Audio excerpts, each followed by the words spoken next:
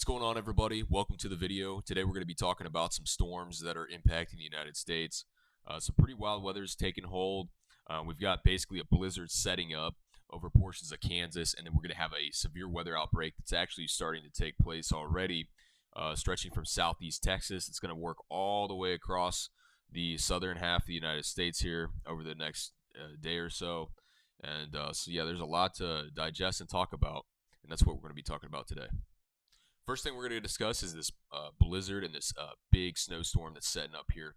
I've got a model run here of the rain, snow, ice, things of that nature set up here. This orange line that you're seeing here represents the freezing line. If we go ahead and put this in motion a few hours out from now, you can really see things start to crank up as this low pressure system begins to deepen. It pushes east, continues to push east. And as it does, you can see a fair amount of rain out ahead of it. Down here to the south, we'll get into this here in a minute. This is a very heavy precipitation, severe thunderstorms, potential tornadoes, hail, all types of severe weather possible. Again, to the north here, south and to the east of the center low, you're going to have rain, warmer temperatures. So expect less snowfall in these areas. To the north and to the west, northwest Missouri, central and northern Missouri, you'll be seeing more snowfall from this event. Kansas, Iowa, central and northern Illinois, all these areas in here in the blues, going to be seeing more snowfall from this event as they stay further away from the center of the low. They stay to the north and west. This is the latest run we have here from the European model. And you can kind of see how this system works its way off to the north and east. Really right here about I'd say about 24 hours from now, things really start kicking up. Again, a lot of these areas in central and southeast Missouri, pretty much into southern Illinois here, you guys are going to start off as rain and then eventually transition to snow. Actually, you might even get some snowfall or some mixed precip to start things off. But then as this center low basically tracks right over the southern half of Missouri along Interstate 44, you're going to get into that warmer air. And then you're going to see, if it starts off with a little bit of mixed precip, it's going to change over to rain. It's going to rain for a bit. Then as the system moves off to the north here, to the northeast, and you get on the back side of the system, that cold air is going to funnel in, build back in, and it's going to change over to snow. Generally speaking, most of the heavier snowfall totals are going to be held to the northern areas of Missouri, Illinois, into Iowa, and Kansas here. If I go ahead and bring up the snowfall totals, I'll kind of show you what's going on there. So here we have the European model estimated snowfall totals with this system. As we go forward in time, you can really see that snowpack building in with those darker shades of blue, purples, and pinks. Again, you can see kind of what we talked about before. Here's a couple days out. This is by Wednesday. You can see where most of the heavier snowfall has fallen. It's confined to the northern half of Missouri here, north and northwestern Illinois, into Iowa. We've got Wisconsin here, and then Kansas. Again, that's because the track of this system is going to bring it right through here, and then it's going to go north. So a lot of these folks down here with the snowfall totals really fall off, and it becomes like a gray color. There isn't as much. That's because you're on the warmer side of the storm, warmer air, more rain, less snowfall. But what we also need to talk about is the wind situation with this, because as this low pressure system is currently developing and deepening, meaning that it's getting stronger, the pressure is dropping, that's really going to kick up the winds within the system. If I go ahead and switch over to this wind speed map, we're at 10-meter wind speed, so this is about 30 feet above the surface, but this gives you a pretty good idea of the wind situation. We start back here about 18 hours out, and then as we go forward in time, every 6 hours here, you can really see that low down here taking shape. See these isobars get really close together. Here's the center low at this point in time. This is 36 hours out. This is Tuesday. And then these greens and some of these yellows, if you look to the right, here's your legend, and you can see the sustained wind speeds here really start cranking up. So if we go over here and check the Storm Prediction Center, we can take a look at this right now. We've got blizzard conditions already developing over here in Kansas all the way from southeast, extreme southeast Colorado, all the way through Scott City, Phillipsburg, Kansas, and this all goes all the way up into Nebraska. And some of these towns, McCook, Stockville, um, this whole area highlighted in pink here is experiencing, about to be experiencing blizzard conditions. Again, with the sustained winds of 25 to 30 knots over an extended period of time, over several hours, and then the heavier snowfall, you folks out here are definitely going to be experiencing pretty insane weather. And yeah, blizzard conditions are going to be setting in here shortly. And real quick, if we go ahead and hop over to the watches and warnings map, you can see that here in these red shaded counties, this is a blizzard warning. There's a lot going on today. We've got a ton of warnings across the United States. I mean, almost the whole entire map is littered with warnings. We've got blizzard warnings. We've got winter weather advisories. We've got winter storm warnings. We've got high wind warnings. We've got wind advisories. All these counties shaded in this light beige brown color. This is all wind advisories. So what's happening here is this is really painting a picture for everybody is how strong this system is going to be and how much wind is going to be associated with the system. And this is going to contribute to our severe weather outbreak that is already starting to take place. Right now, again, this area is going to be experiencing all of the winter weather. We've even got a system, that's doing some crazy things out west here. But right now, this is the primary focus. So you're going to have your winter weather up here in this side of the storm. Then down here to the south, southeast Texas, Louisiana, Mississippi, Alabama, Georgia, South Carolina, North Carolina, Florida. All of these areas are likely going to experience some type of severe weather within the next 24 hours at the time of this video. You can see right now we are at January 8th, 2024, and the current time is about 12:30 or so. So let's hop back to the temperature map. This is 2-meter temperature. This is about 6 feet above the surface. So our surface temperatures that we're going to be looking at. And we'll show the severe weather setup on this real quick. If we go forward in time, you can really see down here to the south. Right now, we've got warm, moist air pushing to the north. And here's that low pressure system. Pretty well defined here. If you follow my cursor here in Texas, this line right here where it becomes these lighter blues and then eventually much colder air, and as it goes into this area to the east, we've got some yellows. You can see the clear warm sector, right? So here's the cold front associated with the low pressure system, and watch as we move east. You can see it work its way east. We've got a very sharp gradient of cold air right behind this warm front that's lifting to the north.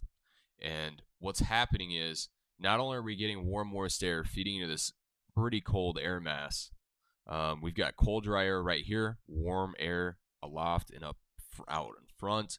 And then we're also going to have plenty of strong low-level wind shear that's really going to be kicking up in this area. Pretty much, again, from southeast Texas all the way across the southeast of the United States. And you can follow this on the temperature map. You can see exactly where that severe weather is going to be. Where those yellows and oranges meet that blue, that's your instability. And likely what's going to happen here about 24 to 36 hours out from now, eventually, as this low pressure system continues to work east, we're going to get a squall line. Basically, if you're not familiar with what a squall line is, it's an intense line of severe thunderstorms. And that's going to be going on here, extending all the way over the Gulf waters, and then we'll be pushing east. And it looks like there's plenty of instability to work with here. So let's go ahead and hop over to the CAPE model, which stands for Convective Available Potential Energy. And this will give us a general idea of where we expect the instability to set up. All right, so if we take a look here, right off the bat, this is 6 hours out. This is still Monday. This is basically Monday evening. If you look to the right-hand side, you'll see the legend.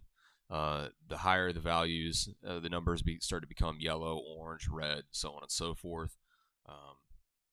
And as you can see, as we move this forward in time, we scrub ahead, you can really see that cape just setting up extreme southern, south, and southeast portion of the United States. And this is kind of giving you a general idea of where the worst of that instability is going to occur. If we hop back over to the Storm Prediction Center, we can kind of see how that's lining up. Right now, if you take a look here, we've got a convective outlook here of enhanced chances of severe weather, slight just above that, just to the north, then it becomes marginal. So really the primary areas for severe weather today are going to be southeast Texas, the southern half of Louisiana, southern Mississippi and Alabama here, and then into the extreme northwest portion of the Panhandle of Florida. And so with this threat of severe weather, there is a threat of all types of severe weather, to include tornadoes, potentially tornadoes as strong as EF2 or greater, and even maybe 1 or 2 long track tornadoes. We've got the right setup, we've got the right ingredients, we've got the low level wind shear, there's a strong, very strong mid-level jet going on, we've got that approaching cyclone, the low pressure system spinning counterclockwise, pushing its way east. And what that's going to create is a lot of turning and tumbling in the atmosphere, and then with the enhanced risk as well. Because of that, we're looking at supercells being a possibility, and essentially with all this rotation in the atmosphere and all this turbulence and instability, there is a distinct possibility that we will see some tornadoes develop from this. So if we switch our focus to the tornado outlook, we've got a 10% hatched area from southeast Texas all the way to the Panhandle of Florida for today, Monday afternoon, Monday evening. You folks in this area really need to pay attention and be weather aware today, as there could be tornadoes in these areas. If you look at in a hatched area in particular, what that says, there's a 10% or greater probability of an EF2, EF5 tornadoes within 25 miles of a point. So what that means is, generally speaking, the conditions are very favorable for tornadoes, even pretty favorable for potentially long track, stronger, higher end tornadoes that do more damage. So please, if you're in these areas, please pay attention to your forecasts, keep your weather radios on, and heed all warnings. If we back out and go to day 2, which would be tomorrow, Tuesday, you can see that severe weather that we had over these areas shifts east, and again we're seeing a similar situation with an enhanced risk over a large portion of the southeast here, from north central Florida all the way up to northern parts of North Carolina and everywhere in between. Again, same situation as today. Tornadoes are going to be possible, hail, all types of strong winds, all types of severe weather are possible. And basically what's going to be happening as this system pushes east, we're going to get a really intense squall line. It looks like just a line of storms extending from north to south, severe storms that will be pushing east within the next 24 to 48 hours. So those of you in these areas, myself included, need to be paying attention to the weather, heed all warnings, and because again, even tornadoes are possible with this system, and potentially stronger ones at that. Again, if we go to the tornado isolation button here and we just look at the biggest tornado threats, you can see that demonstrated here. We've got another hatched area over the Panhandle of Florida, southwest Georgia, southeast Alabama here. And then again to the northeast, we've got another hatched area extending all the way from South Carolina to North Carolina along the coast here. Again, these two areas appear to be, with the current conditions and the way that we anticipate the conditions to be, the most favorable for strong tornadoes to develop. Regardless, if you're in any of these areas, even this 5%, 2%, this still means that you're still in a zone, you're still in an area that could see tornadoes. The conditions are still present. So no matter what, if you are in any of these areas, you still need to pay attention and stay weather aware, basically. If we go over to wind, we can see that these storms and this line of storms is likely going to generate some damaging winds, potentially 65 knots or greater. This is a pretty big area. Again, could see some wind damage in some areas with some of these stronger cells if it isn't tornado related. And if we go over to hail, you can see there's even a 5% chance of some damaging hail here in the Panhandle of Florida. If we flip back to day one, we looked at the tornado situation again. This hatched area, 10% or greater probability of wind gusts 65 knots or greater within 25 miles of point. So again, all of you folks here in the south looking at a decent chance for severe winds. And then similar situation, the hail, much greater risk today than it will be tomorrow, it looks like, for a much broader area. So anywhere from southeast Texas, southern Louisiana, Mississippi, and Alabama, once again, there is a chance for some of you folks in these areas to see some damaging hail. All right, guys, I think that's going to wrap up this video. I don't want it to get too long, but just a general overview of kind of what's going on right now, what's going to occur in the next 24 hours. If you guys made it to this point of the video, thank you so much. Stay safe out there, and I'll see you in another video.